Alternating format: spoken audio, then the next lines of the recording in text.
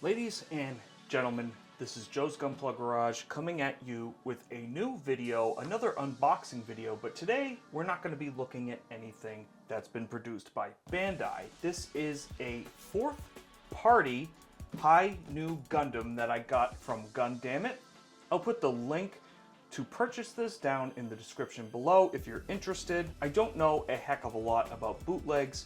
I looked at the Gundam store listing and didn't see any manufacturer listed for this. But this is a 1/100 scale Hi Nu Gundam modeled after the YJL resin kit. So what I'm gonna do is this is gonna work like every other unboxing. I'm gonna open it up, we're gonna take a look at the runners and give it a good examination. The Hi Nu Gundam is my favorite Gundam of all time. I love the blue and the white color scheme, and I love the two fin funnel racks on the back as well as the head. Everything about it is just fantastic to me, and I do like the YJL resin kit. That's probably the only resin kit I would go for, as it's not too over the top in terms of details. For me, it's just right. So we're gonna do what I always do. I'm gonna put the camera up, we're gonna unbox this and take a look at the runners.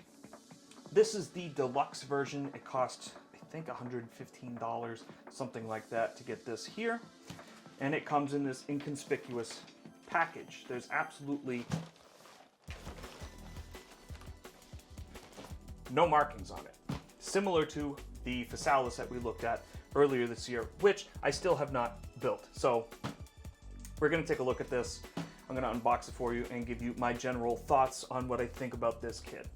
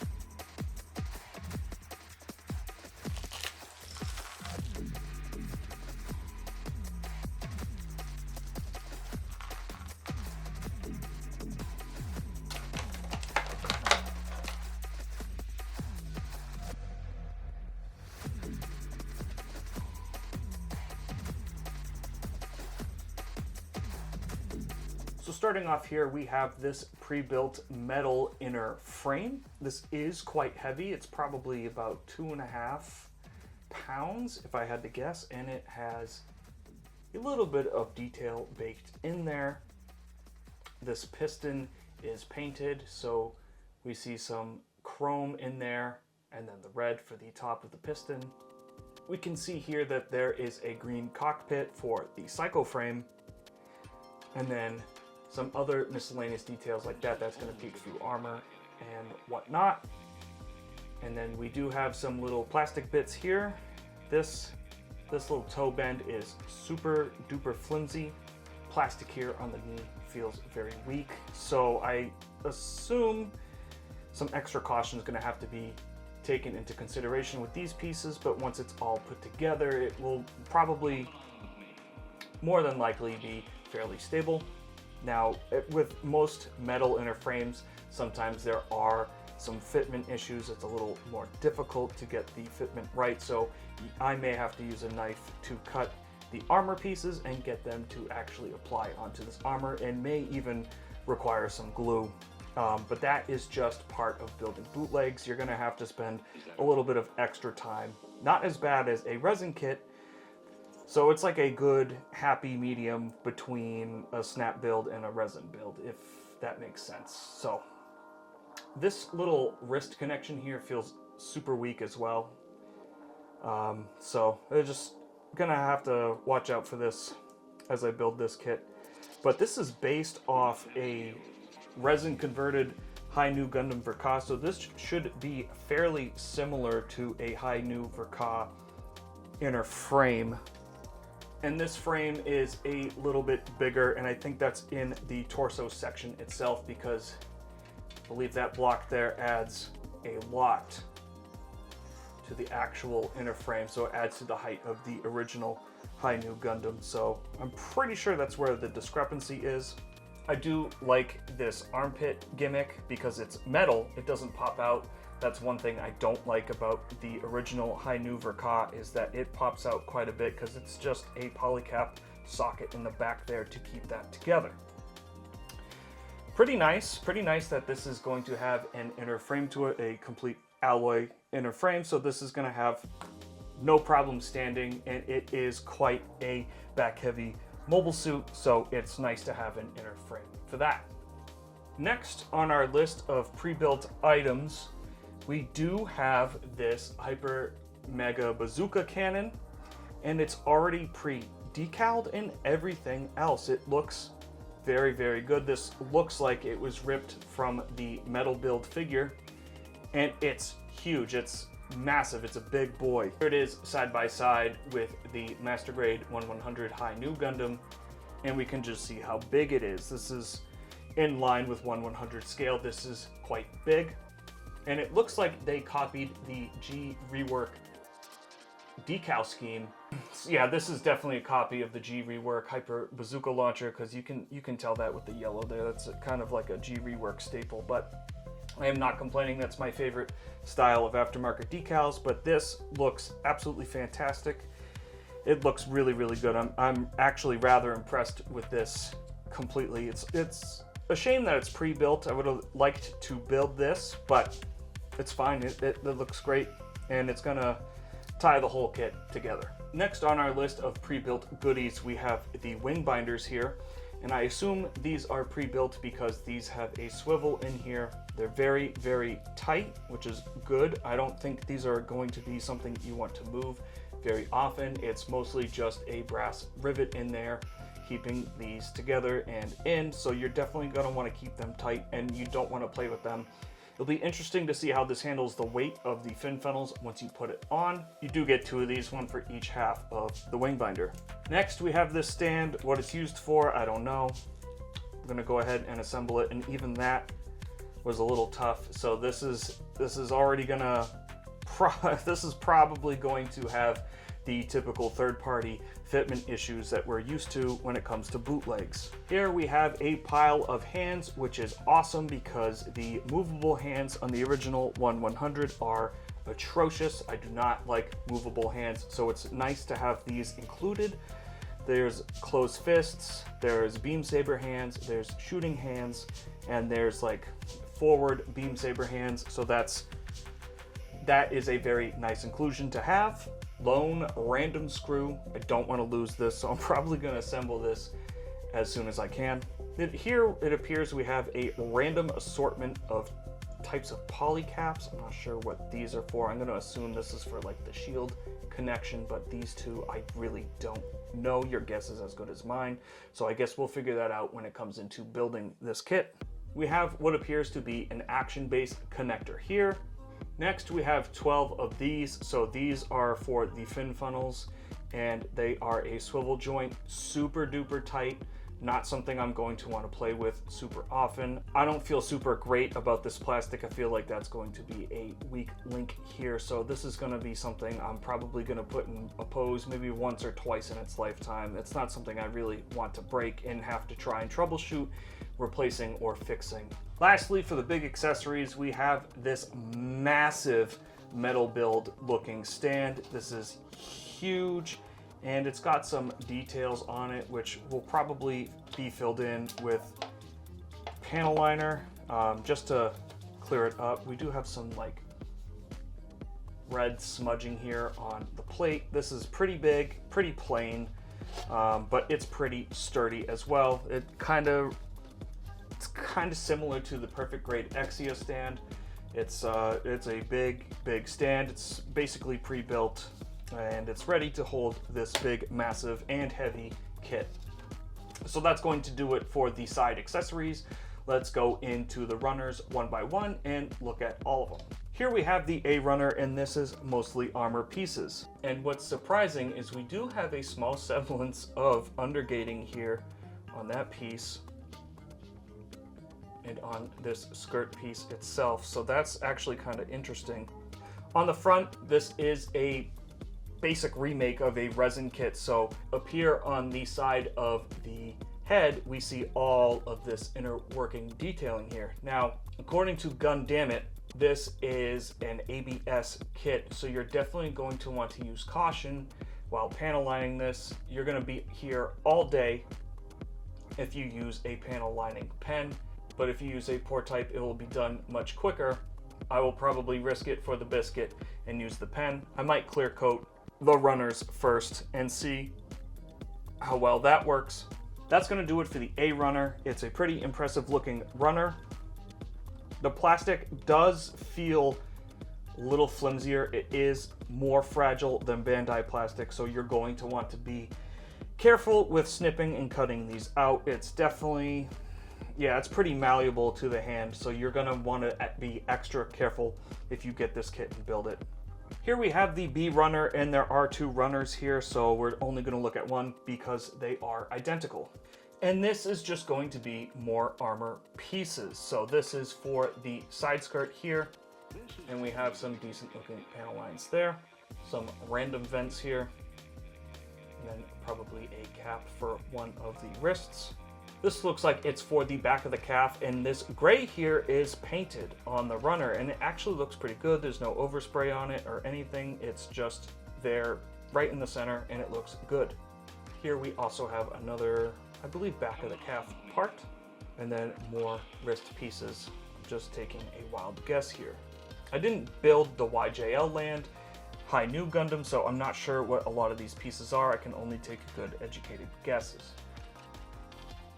It's just some more armor pieces here, and it's as you would expect from a resin kit. It is quite detailed. This reminds me a lot of the Takumi Studio kit that came out for the Sinanju. This is for the rear of the calf, so where the hatch opens up and there's a thruster in, that's where this is. And I believe this is for the front of the shin armor. We have the top of the knee here, and I believe the sliding gimmick that goes in here on the knee. So that's going to open up and show all this detail. And then I believe this is something for the wrist. So again, another really impressive runner. The details are pretty chiseled on these runners, so it's not like the panel lines are going to be too shallow and smudge or look like crap. So this will fill in really nicely with Tamiya pour type panel liner. I guess I'll let you know, I'll give you a status update if that cracks this, but I may do a short video on my build process using this kit as an example. So if you're interested in that, let me know in the comments below and I will do that. Here we have two C runners and they're identical, so I'm going to pull one away real quick because they are annoying with these big tubies on them. So these four pieces, these go on the bottom of the stern booster for thrusters. And then obviously we have the big two stern booster parts right in the middle there. And I believe the rest of this runner is all going to be items for the rear backpack for the wing binders that hold the funnels and the thrusters on them. I'm fairly confident that's what all of these armor pieces are for. These are technically the D runner, and there are three of them. So there's two connected to runner C, which I thought was interesting. And then you have one lone D runner. Here we have the E runner. And I believe this is mostly armor pieces for the middle booster of the backpack, as well as the beam sabers here. And then some more wrist armor, if I had to guess. I believe one of them has a gun on it and the other one houses the beam saber. This is probably for the top of the downward hook of the middle wing binder. The grenades for the shield here, I am unsure where this piece goes or this piece, but if I had to guess, this one probably goes on the wrist or the center wing binder. And then this makes up the main armor portion of the center wing binder itself. This is the F runner, and this is in an anodized type silver, so this is all thruster bells. So thruster bells for the backpack. Just more thrusters, and then we have this gun barrel here. I assume this is for the wrist. And this looks pretty nice in the silver. I'm sure it's going to have really, really ugly nubs with some tan pieces within, but we will find out as we get to building this. This is the G runner, and this is just the top of the shield. And as you can see, there is some fantastic panel lining here. So this is definitely something you're going to want to use the pour type on. Absolutely. I'll probably, as I do my build process video, I'll probably practice with the G runner to start because it's just a good example of it. Here we have this lonely H runner, and this is just red pieces for the thruster bells, and then probably something for the beam rifle if I had to guess, so some wires for the beam rifle. Nothing crazy to note of here, just more anodized pieces, and this looks great. This is going to look good juxtaposed to the silver of the F runner. Here we have a single I runner, and this is the main armor portion of the beam rifle, and it's got this nice yellow strip in there, already pre-painted, no overspray, nothing, so it looks really good on the gun. And some good detailing here on the venting of the beam rifle. So this looks fantastic already. Here we have the J runner. So we're getting into sort of a pseudo inner frame type of runner here. So here we have the back skirts and the front skirts, and we see all this truss framing here. So as it's like this, you may want to take a lighter gray and go over this trussing here. Even if you just take a display marker and go over that, that might help it pop out some of that detail, but you can panel line in there and that's going to look really, really good. Here are two inner framing type of pieces for the wrist. So these are going to end up at the end of the elbow, and then the weaponry is going to be on the inside there. If I had to guess, this looks like the back of the head, and maybe that's where you put the sticker for the rear camera. And then probably some inner framing portions for the head. More inner framing for one of the wrists. I'm unsure what this might be for. This might be for the beam rifle. This may even be for one of the wrists. And then this is the other side of that cannon type of piece. And then down here we have a whole bunch of miscellaneous venting, so that's going to go all over the kit. Again, I'm blown away with the detail here. I'm happy they were able to mold this with such chiseled features. So this will be easy for the flow type panel liner to go through. You don't have to rescribe any of these panel lines here. It should just flow and go. Here we have the K runner, and this is mostly armor pieces. So here we have the inner frame for the beam rifle. It's hard to tell what some of these pieces are for. I can't tell if this is going to be for the inner framing of the beam rifle or if it's for the wrist cannon. There's a lot. Your guess is as good as mine with a lot of these pieces. But still, the details do look pretty good. I believe this is mostly just going to be weapon pieces, simply because that seems to be how the layout is that they're keeping armor together and weapons together. So that about does it for Runner K. It's in a nice darker gray color. Plastic still feels wicked flimsy, so I'm hoping once this goes together, the plastic kind of feels better, if that makes sense. Here we have two L runners that are identical. So this is the rear thruster for the leg, and then we have some, this is probably a cover for the armpit, and then some random thruster joints here. Have a random detail piece. I believe this goes on the back of the leg, and then this is probably inner framing for the sliding gimmick for the gun. That's just a guess, but that's what I think. I'm pretty sure the gun slides in or out on the wrist. Pretty interesting. So we can see the overspray here on the actual runner. There's nothing on these parts or these parts over here, so they must have a unique masking process to get this to look as good as it does. And these are just random venting, so I'm gonna guess that these go on the front of the leg. And same thing with these, front of either leg.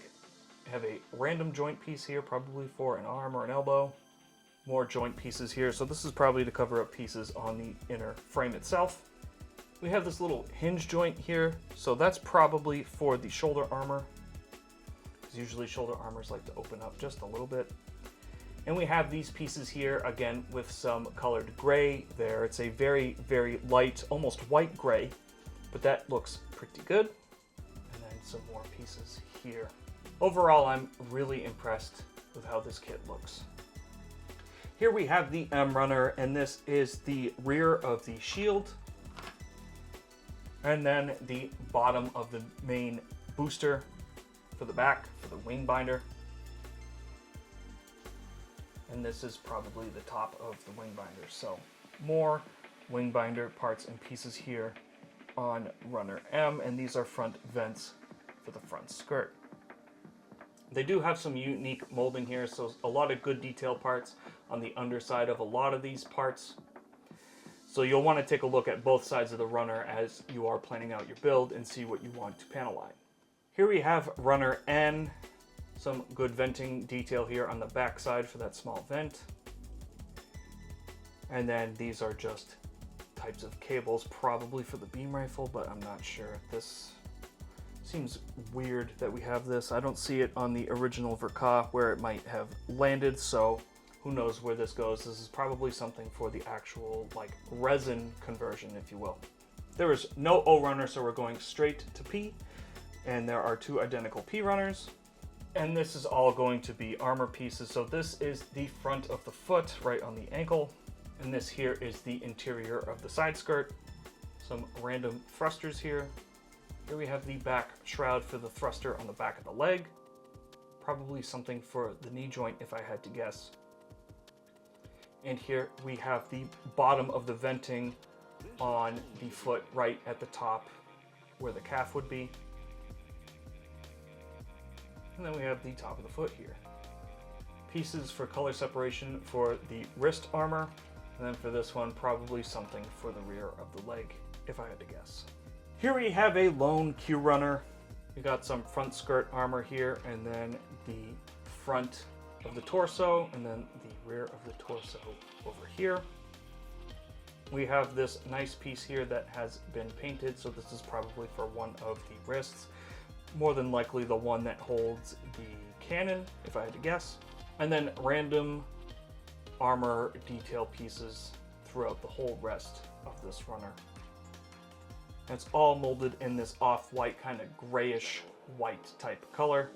And we have a lot of good detailing within here. This is probably for the inside of the rear skirt, so that's going to look really good once it's panel lined.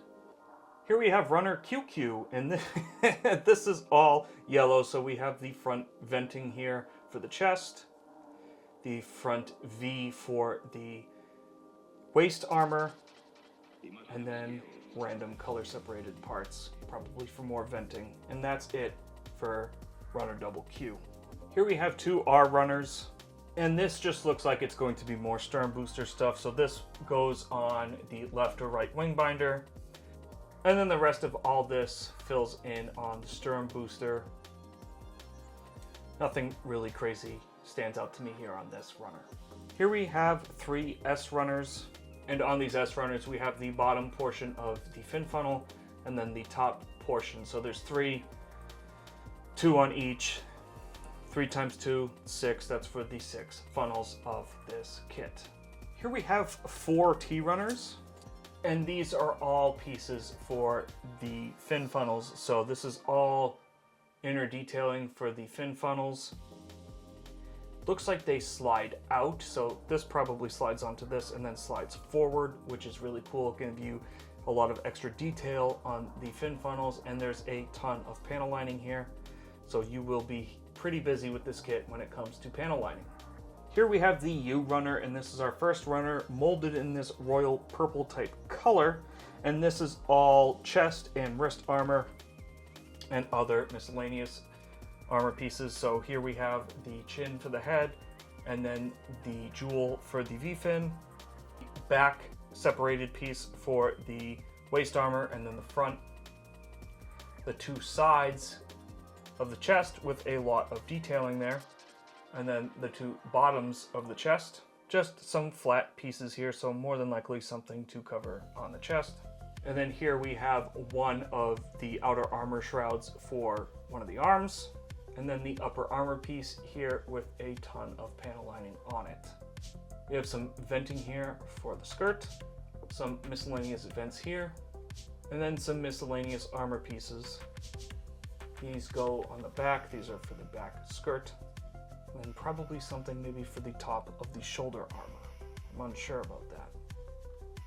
But the detail here is awesome. Again, I can't say that, I can't stress that enough. No interior detail on the back of this runner, but I do like this royal purple type of Kotoki looking color scheme on it. I do like the regular blue that we see with the Hi Nu, but I also like the royal purple. You can't go wrong with either color scheme, in my opinion. Here we have two V runners. Again, this is all molded in the royal purple color scheme, and this is all color separated pieces. So we have the top of the leg here above the thruster, and then probably inner framing here. I wonder if this has a open hatch gimmick. That would be really fantastic if it did.